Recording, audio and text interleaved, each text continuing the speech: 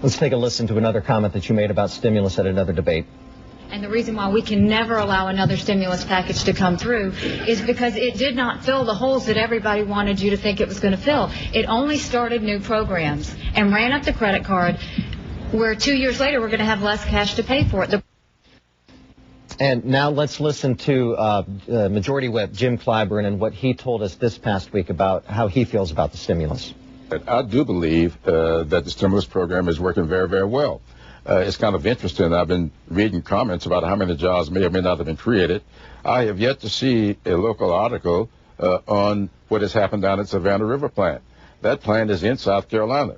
There are 2,800 new jobs there. They're planning to hire an additional 400 people within the next few weeks.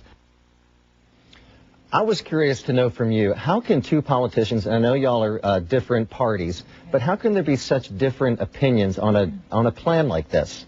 You know, I think let's forget about party for a little bit and let's go to the value of a dollar. And how much do we want to stretch that dollar? How much is it costing us for him to be able to say it created those jobs? We have some of the highest unemployment we've ever seen.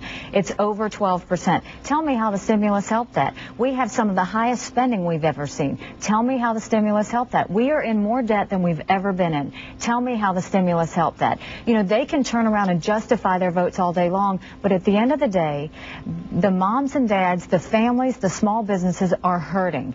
They can't afford any more debt. And at home and in our businesses, we live within our means. What is wrong with telling government they can't be exempt from that? They now need to learn to live within their means. I am determined to make government see that you have to turn around and put spending caps on government and say this is how much we're going to spend, and yes, we're going to make the hard decisions and prioritize how we spend. That's when we will start to see good government run. You mentioned this earlier. You have seen the state budget go up by $1 billion every year that you've been in the state house. You say some Republicans defend that by saying that they give it back in tax relief. Is it possible to keep tax relief in place and get spending under control and run government effectively? Well, first of all, I am pushing, as an accountant and a small business person, I can tell you we need total tax reform. We need to look at every single tax. We need to look at every single fee, because a fee is a tax, and we need to look at every single exemption. We need to turn around and understand the first thing we need to do is eliminate the small business income tax. Because when you give businesses cash flow, when you give them profit margins, what's the first thing they do? They hire people. They invest back into our state. So we need to look at that. But then we need to look at spending. Education, for example. We're spending almost $12,000 a year per child in the state.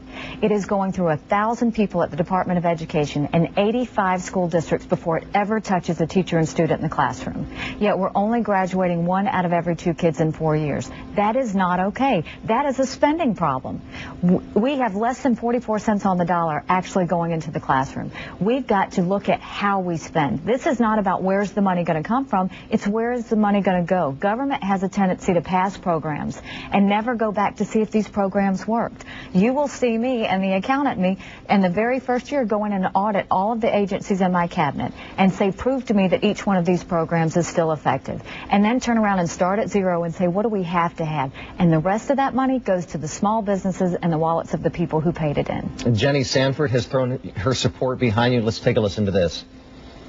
I think South Carolinians are ready for it. I don't know that our overall political system is ready for it, because it really is kind of a good old boys club still. You know, and I felt a lot of that as First Lady. There are a lot of people in the legislature who have been, frankly, downright mean to me.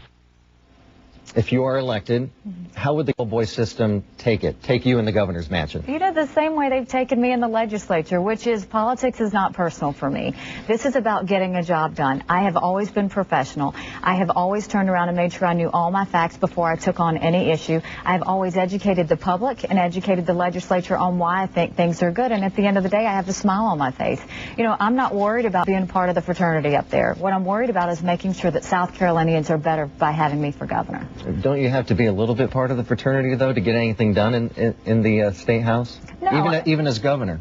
You know, I think what you have to do is you have to understand, one, educate the public on why these things are needed. You know, why do we need to turn around and make sure we have restructuring? Why do we need to turn around and put the reforms and tax reform and all of these things in place? When you educate them on how it will change our state, how many jobs it will create, other states that have done it and the results, the legislature will do the right thing. I'm going to give them the option to do that. The way I will do that is I will come out with a full agenda every year.